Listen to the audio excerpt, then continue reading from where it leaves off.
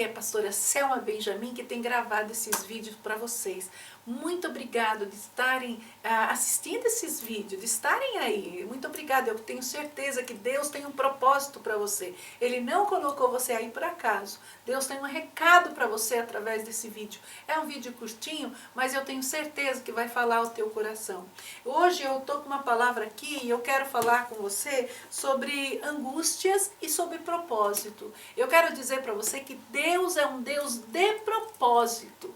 Deus, nada que Ele criou nessa terra, nada que tem aqui veio sem propósito. Você pode ter certeza absoluta. Deus, Ele não vai fazer algo se Ele não puder utilizar este algo para o bem de alguma coisa. Então, de antemão, eu já quero dizer para você que Deus tem um propósito para a sua vida. Deus tem um plano para a sua vida. Deus te escolheu para algo. E se você está aí assistindo o vídeo, não entendendo, não sabendo, eu estou aqui me sentindo tão derrotado, derrotada, então escuta esse vídeo, lê comigo uma palavrinha que eu vou falar aqui com você e você vai entender que Deus tem algo grande para a sua vida, tá bom? Eu escolhi aqui a palavra, porque eu quero ler, um salmo só, pequenininho, um versículo do Salmo 142, que fala assim: vivifica-me, ó Senhor, por amor do teu nome, por amor da tua justiça, tira a minha alma da angústia. Aqui o salmista, ele estava escrevendo, pedindo, dizendo para vivifica-me, ó Deus. Tira a minha alma da angústia. Eu não sei, querido, que angústia você está passando. Eu não sei aonde está o teu problema. Eu não sei o que pode agora, no momento, deixar a tua alma angustiada ao ponto de você já não querer viver. O salmista disse, vivifica-me. Vivifica significa que ele estava morrendo. Ele estava precisando de uma injeção de vida para ele poder se levantar. Porque a alma dele estava tão angustiada ao ponto dele estar se sentindo quase que morto. E eu não sei como está a tua alma hoje. Qual é o teu problema? Onde está? Quem te feriu? Quem te magoou? Onde é que você pensa que você quer chegar e você não consegue mais? Como se os seus passos estivessem presos, amarrados, e você dá um passo para frente e dois para trás. Eu quero dizer o seguinte, meu querido, que o salmista, ele pediu para a pessoa certa. Vivifica-me, ó Senhor. Vivifica-me, ó Senhor. Ele levou o pedido dele a Deus. E você também, eu quero dizer para você que Deus, Ele se importa com você. Ele está olhando para você nesse momento e Ele se preocupa com a tua situação. Você não está aí por acaso. Então, interessante você ver toda a criação de Deus, se você vê o mundo, se você vê o cosmos, se você vê as estrelas, os planetas, a terra em si, tudo que foi criado aqui, se você começar a analisar, destrinchar, você vai ver que tudo tem propósito. Por exemplo, você pega uma abelha, uma abelhinha que tá aí, dura o quê? A vida do tempo de vida de abelha é quanto? Não sei exatamente, 2 meses, 6 meses, eu não sei quanto tempo é o tempo de vida de uma abelha. Mas se você vê o propósito da abelha na natureza, é tremenda, gente. A abelha, ela tem as perninhas dela cheias de pelinhos, e aqueles pelinhos permitem ela pousar em algumas flores. Ela não só suga o néctar daquela flor e ela produz o mel, como naquelas perninhas dela, muitas vezes o pólen daquela flor pega e ela leva aquele pólen para uma outra flor e ela germina e ali aquela flor se procria. Ela consegue se procriar e aí permanecer na natureza. Outros, por exemplo, as cores das flores. Nós não vemos uma natureza tão colorida. Por que tem flor que é vermelha, outra flor é amarela, outra flor... Por que as flores são coloridas? Porque determinados insetos, eles vão por a cor. Não que eles conseguem identificar a cor. A cor, para eles, chamam a atenção, porque eles sabem qual é a flor que eles têm que ir ali e eles vão procriar através daquela flor. Olha que interessante. Se você vê, por exemplo, as árvores. Por que temos tantas árvores? A clorofila das árvores, né? Nós sabemos que a árvore faz todo o limpar do oxigênio. Se você fala assim, por que da pele? Nós temos o pele. Nós sabemos que essa pele é uma camada protetora que protege não só a carne por baixo, como também os nervos e tudo que está embaixo dessa pele.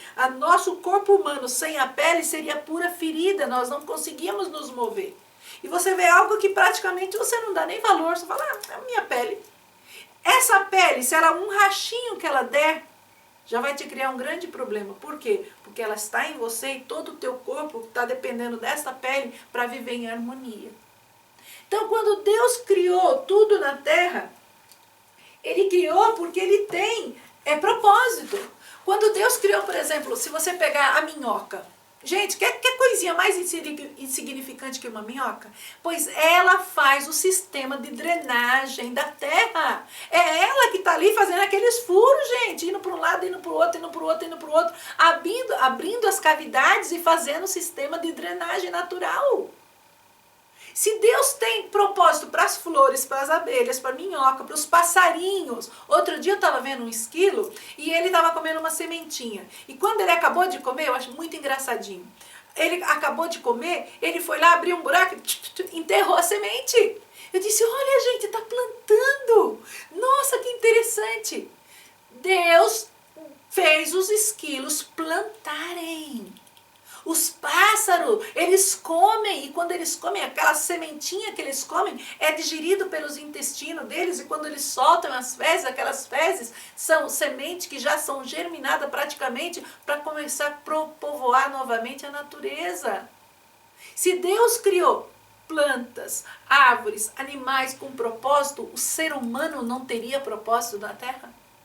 Então você tem propósito. Eu quero dizer para você que você tem propósito. Aí você vai falar, Selma, qual é o meu propósito?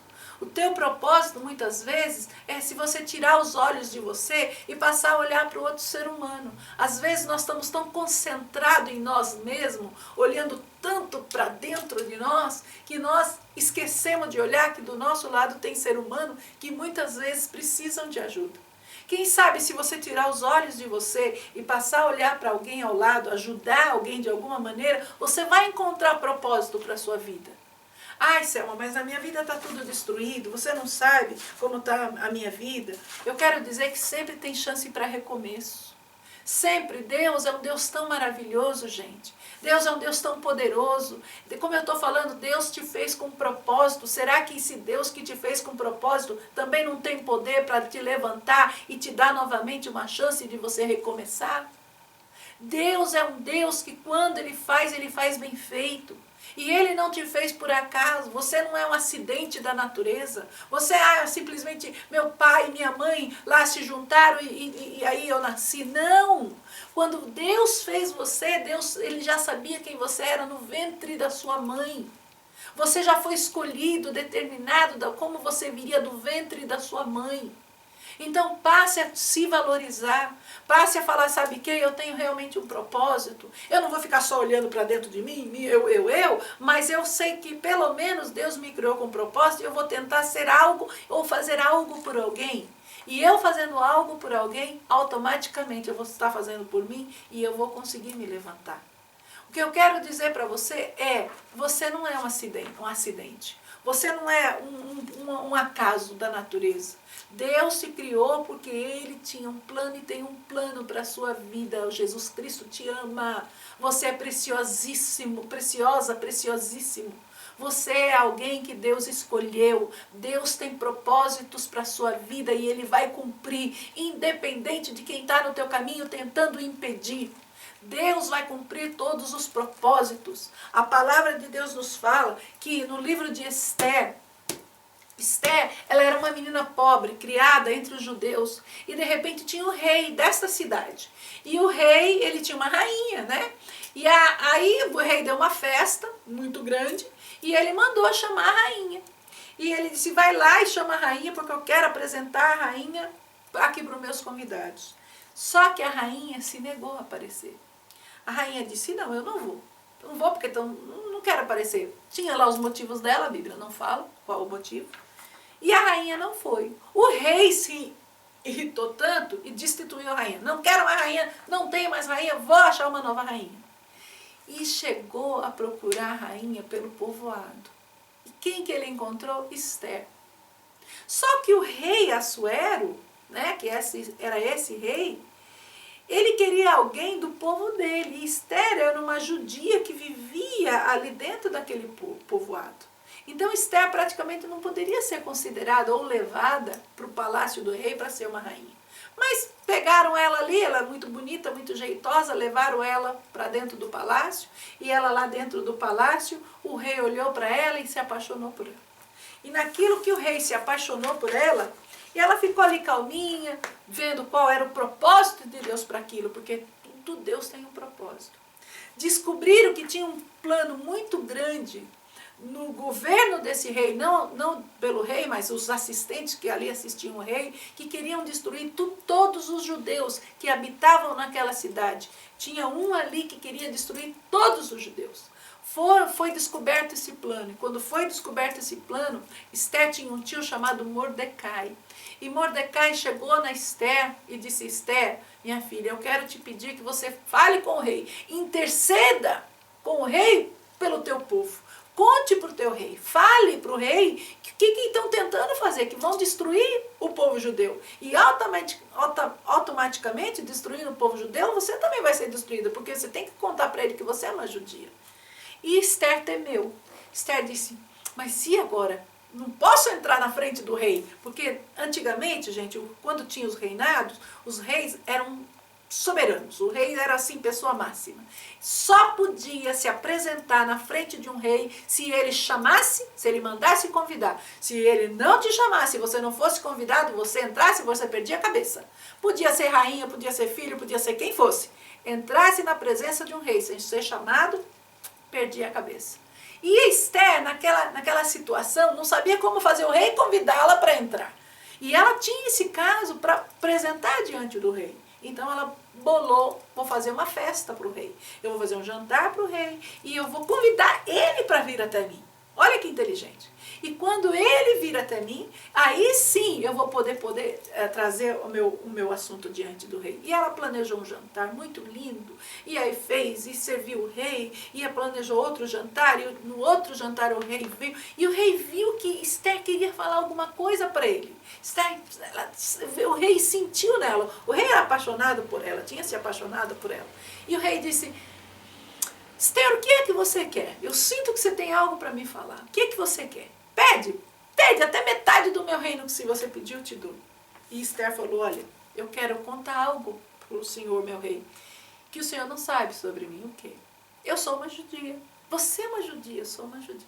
E tem um plano aqui no seu governo imenso para matar todos os judeus. E matando todos os judeus, eu vou morrer também. O rei: como? A minha rainha vai morrer? Nunca! Quem é que fez esse plano?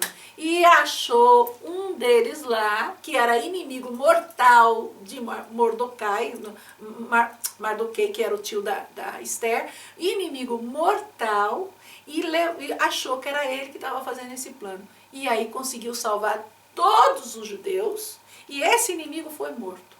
Por que eu estou te contando essa historinha pequenininha, resumidinha de Esther? Você pode ir na Bíblia, você vai achar essa história completa no livro de Esther.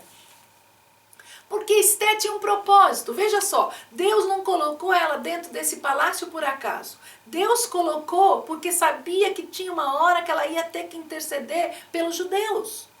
Então Deus já fez com que a situação se encaixasse. E Deus, sabendo que esse povo judeu ia precisar da ajuda dele, já colocou Esther lá de prontidão. A hora que precisar falar com o rei, vai falar e o rei vai ajudar a situação. E Deus, que cria todo mundo com propósito, deixou você aí sem propósito? Não. Deus tem um propósito para a sua vida, meu querido. Deus tem um propósito para a sua vida. Eu não sei o que você quer, se você está desempregado, se você está com família destruída, se é filhos que estão te dando dor de cabeça. Eu não sei onde está a sua situação. Eu quero dizer que tudo tem jeito nessa vida, não tem problema que não tenha solução. Tudo tem solução diante de Deus. Eu quero pedir para você hoje, para você se dar uma chance para você mesmo. Olhar diferente para a situação e procurar tirar os olhos também um pouco de você e olhar em volta e falar: Deus, se o Senhor tem mesmo um propósito para mim, como essa senhora está me dizendo, então mostra para mim, me guia, qual é a direção que o Senhor quer para mim, e eu vou fazer. Então eu trago uma palavrinha pequena e é assim: Deus de propósito. Você não nasceu sem propósito. Jesus Cristo te ama muito, Ele morreu na cruz por você. Jesus Cristo é dono, é Senhor, e Ele tudo pode. Operando o Deus, quem impedirá? O Deus que trabalha por você, o Deus que move montanhas, o Deus que põe montes em lugares onde não existe, abre mar se precisar, Ele faz tudo por você. Simplesmente olhe para esse Deus, dê uma chance para esse Deus entrar no teu coração e mudar a tua história. Eu não sei se você está com depressão, como é que você está levando a sua vida. Outro dia eu recebi um e-mail de uma pessoa que estava assistindo o vídeo e ela estava num quarto de hotel se prostituindo. E quando terminou a ação, essa pessoa saiu que estava com ela e ela ficou sozinha ali. E quando ela ficou só, ela se deprimiu vendo aquela cena que ela estava se vendendo por dinheiro. Ela entrou numa depressão profunda, começou a chorar e ela pegou, para sentir algum alívio, foi no computador para ver se achava alguma coisa. Ali ela me encontrou falando num desses vídeos. E ela ali, ela orou e recebeu Jesus Cristo. E ela mandou para mim um e-mail dizendo assim: eu não sei te explicar o que eu senti depois que eu fiz aquela oração pedindo para Jesus Cristo entrar na minha vida e mudar a minha vida. Uma coisa eu sei, que desse dia em diante, nunca mais eu vou me prostituir. Ela disse isso no e-mail, gente. Eu fiquei muito agradecida, por quê? Porque mais uma vez prova que esse Deus é verdadeiro. Esse Deus que eu prego, Jesus Cristo, é verdadeiro. Eu não estou aqui falando por falar. Eu estou aqui falando porque eu já vivi na minha vida, eu vivo na minha vida a verdade dele. Eu sei que ele é vivo, ele é muito vivo e ele está olhando para você neste momento e ele quer mudar a tua situação, como mudou dessa moça que eu te falei, estou falando para você do hotel. Ela estava, uma brasileira vivendo numa outra parte do mundo. Eu não vou dizer qual país que ela estava, nem dar o nome dela, é claro, mas ela vivendo num outro país, se prostituindo, e ela foi e encontrou esse vídeo e fez essa oração. Uma oração pequenininha que mudou a vida dela. E eu quero pedir para você, hoje, se você está vivendo essa situação, como está a tua vida, faça uma oração, essa oração pequenininha, pedindo para Jesus entrar na tua vida e mudar a tua história, tá bom? Ore comigo. Querido Jesus, neste dia eu venho te pedir, entra no meu coração e seja o Senhor da minha vida. Querido Jesus, eu me arrependo dos meus pecados. Querido Jesus, hoje eu entrego a minha vida nas tuas mãos, eu te recebo como dono e Senhor da minha vida. E eu peço, muda a minha história. Em nome de Jesus, amém. Querido, se você fez essa oração, eu tenho certeza que Deus escutou e ela é eficaz na sua vida. Você está vendo o meu e-mail? Manda um e-mail para mim. Manda meu e-mail, um e-mail, eu vou ler, não prometo responder, mas eu prometo ler e orar por você e pela sua causa, tá bom? Deus te abençoe, obrigado de ter assistido esses vídeos e nós nos vemos nos próximos, tá bom?